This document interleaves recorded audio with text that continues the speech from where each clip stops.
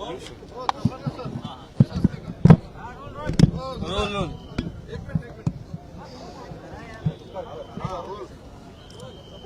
वाटतंय का इथं हुरडा खाऊन विदर्भावर अन्याय होतो? नाही, असं मला वाटायचा विषय नाही. असं होऊ नये यासाठी मी सावधान खबरदार करतो. विदर्भ मराठवाडा वैधानिक विकास मंडळ, आता इथून एक पत्र चाललं, उत्तर येत नाहीये. आज मी आमदारांच्या सह्या घेऊन ही आग्रही मागणी करणार आहोत की आमचा हक्क आहे. वैधानिक विकास मंडळ हे 371(2) नुसार आमचं संरक्षक कवच आहे. तुम्ही जर हे संरक्षक कवचच काढून टाकलं तर जो निधीचा उपयोग आहे तो विदर्भासाठी होणार नाही. आता असंच होत आहे. नोकरीच्या बाबतीत जेव्हा मी विचारलं की विदर्भाच्या लोकसंख्येच्या अनुपातात करारामध्ये तरतूद आहे, नोकरी दिली पाहिजे, तर दिल्या जाते का? तर ते सांगताय की वैधानिक विकास मंडळ अस्तित्वात नसल्याने यावर आम्ही भाष्य करू शकत नाही. निधीच्या संदर्भामध्ये दाखवताना, अर्थसंकल्प देताना निधीचं समन्वयी वाटप दाखवलं जातं, पण तसा खर्च झाला का याची यादी मागितली जाते तर त्याचं उत्तर येत नाही. आणि म्हणून मी आग्रही भूमिका मांडली की विदर्भामध्ये येऊन हुरडा खा. अतिथी देवो भव. तुम्ही आमच्यासाठी देवा समान आहे, पण वर्तणूक ही देवाची ठेवा, देणाऱ्याची ठेवा. तुम्ही इथं येऊन हुरडा खाऊन वापस जाल तर हे विदर्भाच्या आणि मराठवाड्याच्या जनतेवर अन्याय करणारं आहे. आणि या दृष्टीने माझा आग्रह राहिलाय की ज्या विदर्भामध्ये, ज्या नागपूरला मी हृदय मानतो, देशाचं हृदय मानतो, त्या हृदयस्थानी बसून जर आम्ही सर्वंकष विचार केला नाही, या विभागातील आमच्या आदिवासी बांधव बंधू भगिनी असेल, अनुसूचित जाती जमाती बंधू भगिनी असेल, इथं असणारा मोठा वर्ग हा गरीब आहे.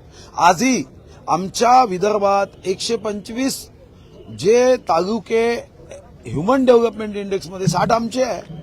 तर म्हणून मग अन्याय करू नका ना. तुम्ही उद्योग पुणे विभागात, रस्ते पुणे विभागात 11 लाख कोटीचं काम मुंबईकडे, मग आम्ही काय करायचं? म्हणून वैधानिक विकास मंडळ पाहिजे. ते संरक्षक कवच आहे. भाऊ, तुम्ही निधी संदर्भात म्हणाला एका गावामध्ये सीमावाद निर्माण झालाय. तिथल्या गुजरात सरकारनं थेट 500 मीटर आत येऊन स्वतःचे बांबू ठोकलेत आणि म्हणून गावकरी आक्रमक झाले. पालघर घुसखोरी करते असं गावकऱ्यांचं म्हणणं आहे. असं कोणी बांबू ठोकून आतमध्ये आले असेल तर त्याचं उत्तर महाराष्ट्र सरकारने दिलं पाहिजे. त्याचा गुजरात महाराष्ट्र असा वाद नाही, हा सामान्य वाद आहे. याला काही एखाद्या पक्षाशी जोडण्याची आवश्यकता नाही. आता चंद्रपूर जिल्ह्यामध्ये 14 गावं, तेलंगणा आणि महाराष्ट्राच्या वतीने 14 गाव, त्या 14 गावामध्ये 2-2 सरपंच आजही आहे. पण जेव्हा गावकऱ्यांना आपण विचारतो तर ते आग्रही नाहीत, कारण त्यांना दोन्हीकडच्या योजना घेता येत आहेत. त्याच्यामुळे ते म्हणतात की आम्हाला आनंदी आहे, तुम्ही काय एक फूल दो मागी है तो हमको क्या चिंता आहे. अशी अडचण संदर्भात म्हणालात, एकीकडे आपण जर पाहिलं तर अब्ज अनेक कोटी रुपया मुख्यमंत्री सहायता निधीमध्ये गोळा झाले. पण माहिती अधिकारातून असं प्राप्त झालं की ऑक्टोबर महिन्यात फक्त जे पूरग्रस्त शेतकरी आहेत त्यांना फक्त 75,000 रुपये दिले गेले. नाही, मला माहित नाही. फक्त एकच गोष्ट आहे की मुख्यमंत्री निधीमधून आपण पूरग्रस्त शेतकऱ्यांना मदत, हा त्या मुख्यमंत्री निधीच्या सहायता कक्षाचा साधारणतः उद्दिष्ट नाही आहे. त्यासाठी सरकार आहे, एनडीआरएफ आहे, एसडीआरएफ आहे, मदत पुनर्वसन विभाग आहे.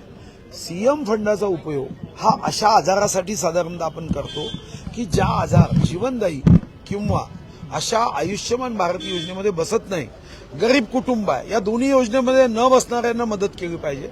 आणि त्यातून आरोग्यासाठी आपण मदत करतो. पूरग्रस्त किंवा अशा विविध विषयांसाठी सरकारमध्ये अनेक विभाग आहेत की ज्यांच्याकडे निधी उपलब्ध आहे. इव्हन आपल्या डीपीडीसी मध्ये सुद्धा या संदर्भामध्ये आपण 5% निधी राखीव ठेवतो. पुणे जमीन प्रकरणामध्ये मुंबई हायकोर्टाने आता पुणे पोलिसांना झापलेलं आहे. त्यांचं असं म्हणणं आहे की उपमुख्यमंत्र्याचा मुलगा आहे म्हणून तुम्ही त्याचं नाव त्या गुन्ह्यात टाकलं नाही का, असं थेट फटकार दिला आहे पोलिसांना. ठीक आहे, पोलीस उत्तर देईल. ते मी उत्तर कसं देईल? मी काही मंत्री नाही आहे. मला काय माहित राहील त्यांनी काय फटकारलं, काय झिडकारलं, काय शिव्या दिल्या, मला माहिती नाही. हायकोर्टाने झिडकारलं फटकारलं असेल तर पोलीस विभाग गंभीरतेने संवेदनशीलतेने उत्तर दिलं पाहिजे. उत्तर तर्कसंगत असलं पाहिजे, नाही तर पुन्हा हायकोर्ट चाबूक मारेल. सर, उद्धव ठाकरे आता 2 दिवसीय अधिवेशनासाठी येत आहात, काय सांगाल? विरोधक एकीकडे नाही, त्यांना माझा एक सल्ला आहे. त्यांनी वैधानिक विकास मंडळ होऊ दिलं नव्हतं, आता चूक दुरुस्त करावी. आणि त्यांनी विधान परिषदेमध्ये विदर्भ मराठवाड्यावर प्रेम व्यक्त करत या ठिकाणी विदर्भ आणि मराठवाडा वैधानिक विकास मंडळाची मागणी ही उद्धव साहेबांनी मांडावी. मी जाहीरपणे त्यांचं अभिनंदन करतो. विरोधक अधिवेशनाचा कालावधी वाढावा याकरिता आग्रही आहे. मुळात हे 7 दिवसाचं अधिवेशन आहे. मात्र विरोधी पक्षांची एकंदरीत आमदारांची उपस्थिती ही नगण्य आहे. ती थोडं अधिवेशनात पाहता मी एकदा या वेगळ्या विदर्भाची निवेदनानं मातुश्रीवर केला होता. विशेषतः उद्धव ठाकरेंनी या अधिवेशनामध्ये उपस्थिती असावं असं एकंदरीत प्रथा आहे किंवा आमदारांनी उपस्थित राहावं. काय मला काय वाटतं या अनुषंगाने? नाही, अधिवेशनचा कालावधी वाढवण्याची इच्छा विरोधकांची काय, माझी आहे, माननीय सन्माननीय देवेंद्रजींची आहे. आचारसंहिता असल्यामुळे समजा अधिवेशन घ्यायचा निर्णय काहीच घेता येत नाही. गाडी घ्यायची आणि त्याच्यात पेट्रोल ड्रायव्हर काहीच नाही, मग गाडीवर खर्च कशाला करायचा. अधिवेशन घेतल्यावर जर चर्चाच करता येत नसेल, आचारसंहितेचं बंधन असेल, घोषणा करता येत नसेल, निर्णय करता येत नसेल, तर मग काय चर्चा करायची आहे. अधिवेशनामध्ये हा कालावधी वाढावा ही आमची सर्वांची इच्छा आहे.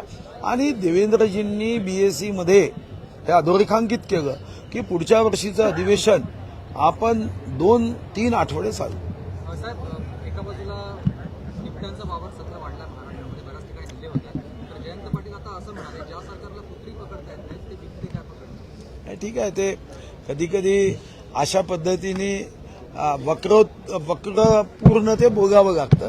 पण ज्यांना कुत्री पकडता येत नाही ते बिबट कसे पकडेल वगैरे या त्यांच्या डायलॉगला काही अर्थ नाही.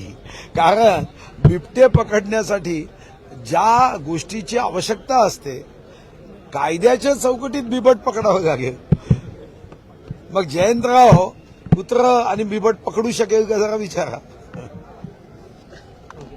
Thank you sir.